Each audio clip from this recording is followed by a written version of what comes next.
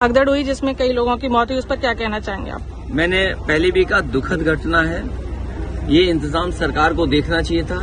और दिल्ली जैसी राजधानी में नाकामी होना, जो लोग ये कहते हैं कि हम $5 ट्रिलियन की इकोनॉमी बनाने जा रहे हैं, विकसित भारत बनाने जा रहे हैं, तीसरी अर्थव्यवस्था बन जाएंगे हम और विश्व गुरु बन जाएंगे, क्या यही परिभाषा है कि आप प्लेटफॉर्म पर हमारे जो गरीब लोग हैं उनको सुरक्षित नहीं रह सकते? उनका एक्सीडेंट हो जाए, जान चली जाए। जिन लोगों की जान गई है, चाहे महाकुंभ में गई हो, जहां भगदड़ में, या अन्य कारण से जान गई हो, जो लोग रास्ते में अपनी परिवार के सदस्यों की जान जिनकी गई है, या एक्सीडेंट की वजह से जान गई, या रेलवे में गई है, दोनों सरकारों को मिलकर के जो मुआवजा देने की बात कही तो वो मुआवजा देना चाहिए, उनकी मदद करनी चाहिए। मैं मांग करता हूं कि उनके परिवारों को 50-50 लाख रुपए की मदद सरकार को करना चाहिए, मुआवजा देना चाहिए।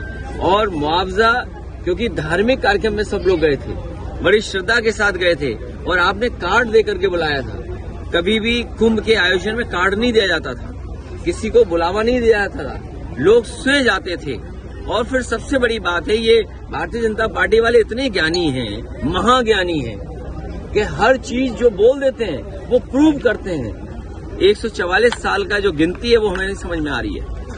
और हमें ही नहीं, बहुत सारे साथी ऐसे हैं जो एस्ट्रोनॉमी को जानते हैं, एस्ट्रोनॉट्स हैं या साइंटिस्ट हैं, वो शायद 144 का सच ठीक बता सकते हैं। केंद्र सरकार ने सब को लेकर कि ये सब फालतू है। नहीं, महाकुंभ पहली बार आया है। कुंभ तो हमारे पुराने इतिहास के पन्नों में लिखा है, और कुंभ का आयोजन सम्राट हर्षवर्धन करते थे, कन्नौज के राजा, और 75 दिन होता था। 75 दिन तक ये चलता था। और जब सम्राट हर्षवर्धन जाते थे कुंभ में, तो सभी धर्मों के लोगों को बुलाते थे, सभी धर्म के लोग वहां आते थे, कुंभ के आयोजन में शामिल होते थे, और दान होता था, स्नान होता था। इस सरकार ने क्या दान दिया पता ही नहीं। दिल्ली की सरकार क्या दान दे रही है कुछ पता नहीं।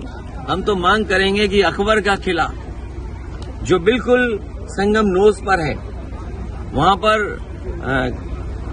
जो बट वृक्ष है, या हम उसको बोलते हैं जो वृक्ष है जिसकी पूजा करते हैं, और सरस्वती नदी भी वहीं से निकलती है, तो कम से कम वो जो अकबर का किला है वो उत्तर प्रदेश सरकार को दान में दे दिया जाए, क्योंकि दिल्ली वाले सब स्नान कर चुके हैं। हम लोगों को भी किसी न किसी से कुछ सीखना चाहिए।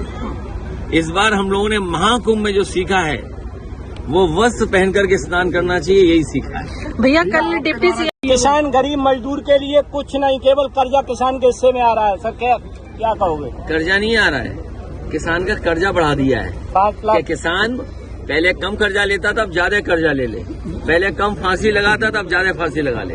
पीडीए को किस तरीके से चला रहे हैं? पीडीए एक सामाजिक आंदोलन है। पीडीए समाज के तमाम वो लोग जो बहुत पीछे रह गए, राजनीति में भी और समाज के तमाम पायदानों पे, उनको सम्मान देने के लिए पीडीए का आंदोलन आगे बढ़ा रहे हैं।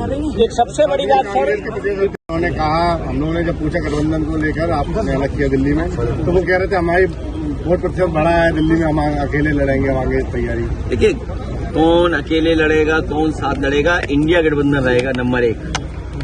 और कांग्रेस पार्टी के लिए तो बहुत ही इमोशनल जगह यहाँ है। किसी जमाने में आपको पता होगा, एओ ह्यूम ने ही कांग्रेस की स्थापना की थी। वो कांग्रेस जिसने आजादी की लड़ाई लड़ी थी। 1857 एओ कैसे भाग के गए वो कहानी में नहीं जाना चाहता हूँ। यहाँ पर इटावा में तमाम वो बिल्डिंग है, उनका घर, तहसील, आपका कोतवाली या स्कूल, उन्हीं के अक्षरों से बना हुआ, ह्यूम के अक्षरों से बना है। तो ये इतिहास बहुत पुराना है। इंडिया गठबंधन रहेगा। हार जीत तो होती रहती है, लेकिन हार से सीखना चाहिए।